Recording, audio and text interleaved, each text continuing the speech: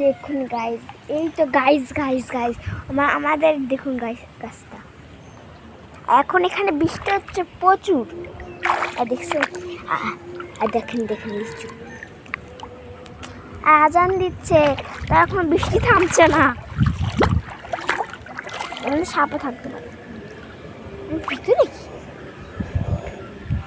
আপনারা বয়স হলো কমেন্টে জানাবেন। আমার নাম রায়সা, আমি নতুন করে ভিডিও শ্যুট করছি। আর আপনারা কমেন্টে বলবেন আপনাদের বয়স কত। আমার বয়স 8।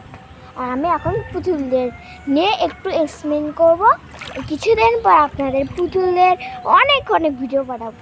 শুধু এবার শুধু দেখেন এটা।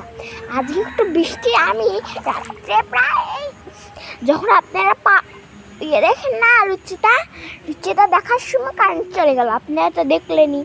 তখন আমি ঘুমাইছিলাম। ঘুমানোর পর আমার নানু আসে, আমি সকালে উঠলাম, উঠে দেখি সকাল থেকে একটা পানি, জানেন বিকাল থেকে পানি শুরু হয়েছে।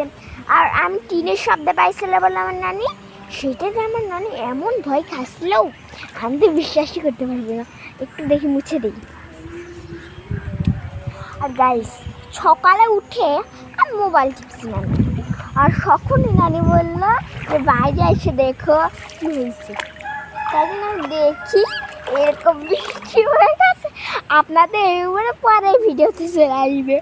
গাছ দেখছি আসুন, চলেন আপনাদের দেখায় না। ওই দিন সাপ স্নেক থাকতে পারে, স্নেকের জন্য আমি ভয় পেয়েছি। দেখুন আমার বাসা, আমার এইটাই নানির বাসা। আমি নানির কাছে আসছি, কিন্তু মায়ের বাসা অনেক বড়। তাই দেখুন ওখানে একজন লিচু থাকতো, লিচু থাকতো না, লিচু গাছ আলা থাকতো।